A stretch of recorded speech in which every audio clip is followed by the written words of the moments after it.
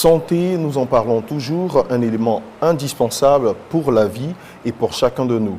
Nous y consacrons donc du temps afin de découvrir les différents acteurs qui animent ce secteur.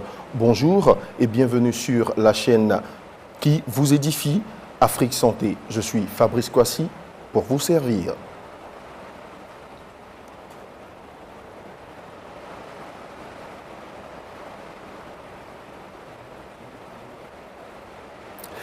Nous recevons aujourd'hui sur ce plateau, dans notre émission Événements Santé, une très grande responsable, membre de la FOAPS. Avec elle, nous apprendrons à connaître cette institution, leur rôle, leurs objectifs, leur impact sur le domaine de la santé privée. Et donc, nous disons bienvenue. Merci. Vous, c'est vraiment un véritable plaisir de vous recevoir sur ce plateau. C'est un plaisir. Vous confirmez avec moi, c'est bien Madame Nandi Begré-Goué. Exactement. Nous allons simplement vous demander de présenter la FOAPS pour ceux qui éventuellement ne connaîtraient pas cette institution et le rôle que vous y jouez. Très bien. La Fédération ouest-africaine du secteur privé de la santé a été créée en 2016 au Sénégal. Oui. Et c'est une fédération qui chapeaute plusieurs autres fédérations pays.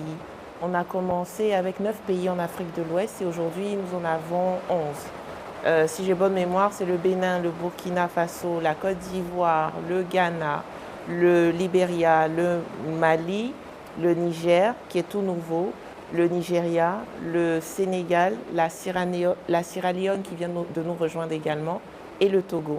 Ah, c'est super. Oui. Et au sein de la FOAPS, je suis responsable des subventions et des programmes. Et j'ai le plaisir de travailler avec toutes ces fédérations pays et surtout de voir l'impact que nous avons dans tout ce qui est couverture sanitaire universelle, dans tout ce qui est dialogue public-privé au niveau du secteur privé de la santé. Et avec l'appui de l'USAID, nous avons pu accompagner des fédérations pays comme justement celle de la Côte d'Ivoire où nous sommes aujourd'hui, qui a fait d'énormes progrès, qui a pu embaucher des personnes, qui a pu ouvrir son siège et qui aujourd'hui est un partenaire clé d'autres partenaires comme la Banque mondiale. D'accord. Spécifiquement, la FOAPS interagit avec les États ou les gouvernements dans le cadre de leurs activités. Est-ce spécifiquement dédié au domaine privé ou au domaine public? J'ai envie de dire que quand on parle de santé, il n'y a pas un domaine public ou un domaine privé. C'est vers là qu'on veut arriver. C'est vrai qu'essentiellement là, pour tout ce qui est interaction et relations publiques, on a tendance à aller vers le public pour essayer de le rapprocher du privé. Mais je dirais que c'est les deux secteurs.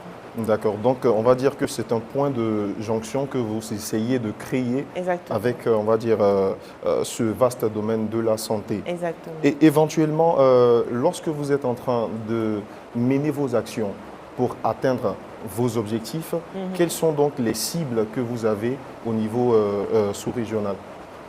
Alors au niveau sous-régional, je ne sais pas si on peut dire qu'on a des cibles parce que nos bénéficiaires directs, on va dire, sont les fédérations pays par pays. Par exemple, en Côte d'Ivoire, c'est la PSPSCI qui organise actuellement le congrès auquel nous participons.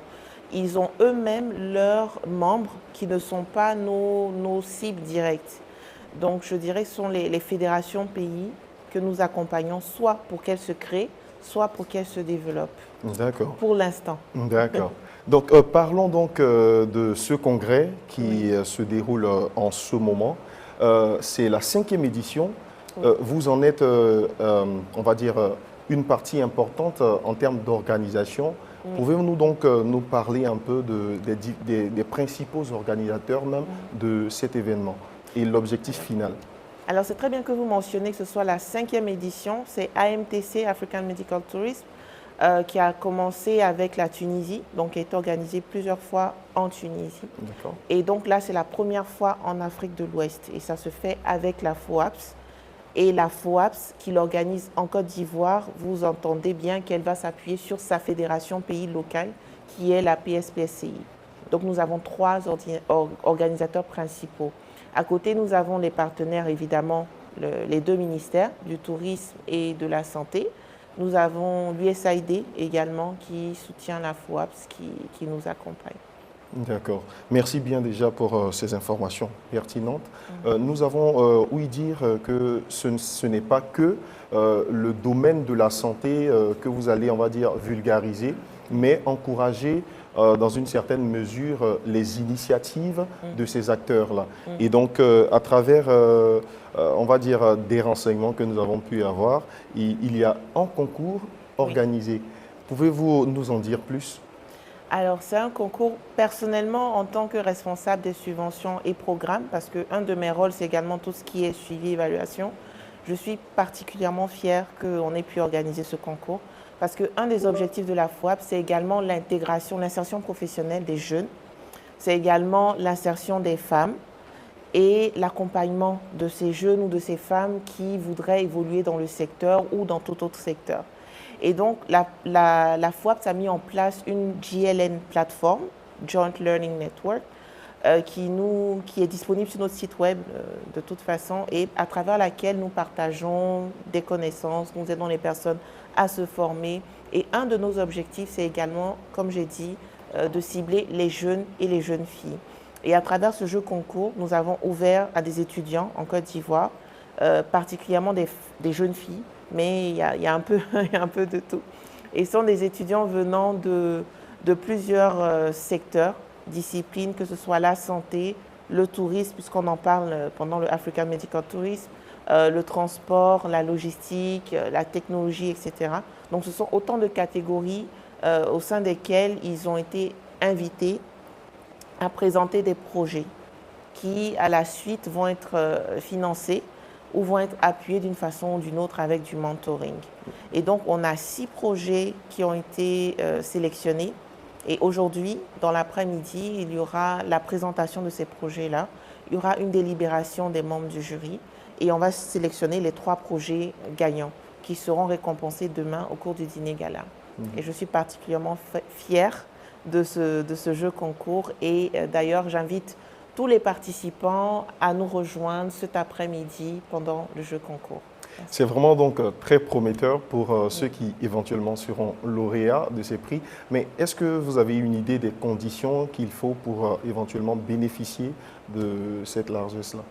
Mais comme je disais, tout d'abord, être jeune, être étudiant, avoir un projet, y croire, être motivé, être prêt à nous en parler pendant 5 minutes devant un membre du jury, tout simplement. Tout simplement. Voilà. Et on bénéficie de cette opportunité. Oui. Voilà, d'accord. Merci encore pour ces précisions faites. Au niveau du déroulement du congrès, quelles sont vos impressions après ce premier jour que nous avons, on va dire, passé hier? Quelles sont vos impressions générales? Personnellement, ça s'aligne sur ma passion. Et sur ce qui m'a amené à commencer à travailler avec la FOAP, c'est de voir vraiment l'impact que nous commençons à avoir de plus en plus en Afrique de l'Ouest, l'impact que nous commençons à avoir de plus en plus dans tout ce qui est dialogue public-privé, parce qu'il faut dire qu'au niveau de la santé, c'est un gros challenge. Et quand je vois plusieurs représentants du secteur public qui ont intervenu, plusieurs représentants du secteur privé qui ont été là, des gens de différents horizons en Afrique de l'Ouest et même de Tunisie, de Turquie, etc., qui ont été là, je dis waouh. Et je suis vraiment encore plus encouragée de continuer à travailler sur cette lancée avec la FOAPS. Éventuellement, l'impact est quand même notable selon vos propos. Est-ce qu'il y a vraiment des perspectives après ce congrès pour la FOAPS? Oui, il y en a. Il y a plusieurs partenaires que nous rencontrons, plusieurs, on va dire, relations que nous nouons au cours de ce congrès. On en tire également bénéfice. Et par la suite, nous, on pense à nos fédérations pays qu'on va accompagner. Et moi, encore une fois, en tant que responsable et qui gère tout ce qui est suivi, évaluation, également collecte des données avec l'USAID, partage de connaissances, etc., ce que je vois également, c'est de voir une fédération comme, je dis, par exemple, le Niger ou la Sierra Leone qui vient de nous rejoindre, qui pourrait s'inspirer de ce qui a été fait maintenant pour pouvoir le faire en local. Donc, je trouve qu'il y a un fort potentiel, non seulement pour la FOAPS, mais également pour tous nos membres. Merci bien de nous apporter ces détails très importants et très édifiants. Merci à vous. Déjà, on retient tout simplement que la FOAPS met tout en œuvre pour permettre éventuellement que le développement du domaine de la santé puisse trouver, on va dire, un point central avec les acteurs du secteur public pour qu'on ne parle que de santé et non pas de santé publique ni de santé privée. Et vous faites, on va dire, l'essentiel pour que, éventuellement, les jeunes générations puissent avoir de la motivation pour, éventuellement, des projets liés au domaine de la santé, du tourisme et bien d'autres. Tout à fait. Voilà. Donc, c'est assez bien résumé. Très bien Si résumé. vous aviez un propos à adresser à nos téléspectateurs, vous êtes, on va dire, vous avez la latitude de le faire. Qu'est-ce que je pourrais dire? Encore une fois, je vais ramener peut-être à la passion que moi j'ai, qui me motive chaque fois avec la FOAPS. C'est de toujours chercher à avoir un impact. On a beaucoup de potentiel en Afrique. On peut y arriver, on peut faire la différence. Ce n'est pas parce que les choses ne sont pas très bien, on va dire, structurées et organisées qu'elles ne peuvent pas être créées, formées, motivées, façonnées, on va dire, et arriver à un certain niveau de maturité qu'on recherche. Encore une fois, je prends l'exemple de la Fédération pays locale, de la PSPSCI, qui au départ n'avait pas on va dire, de membres permanents, d'employés, qui n'avait pas de bureau officiel, mais qui aujourd'hui organise cet événement. Donc on peut y croire. Quand on le veut, on peut y arriver. Merci bien. Merci. Vraiment un propos très concis, très précis et très clair. Merci. Merci encore de nous avoir suivis parce qu'en réalité, votre santé, c'est leur priorité. Trouvez les moyens, les systèmes et toutes les stratégies afin qu'elles demeurent dans le long terme.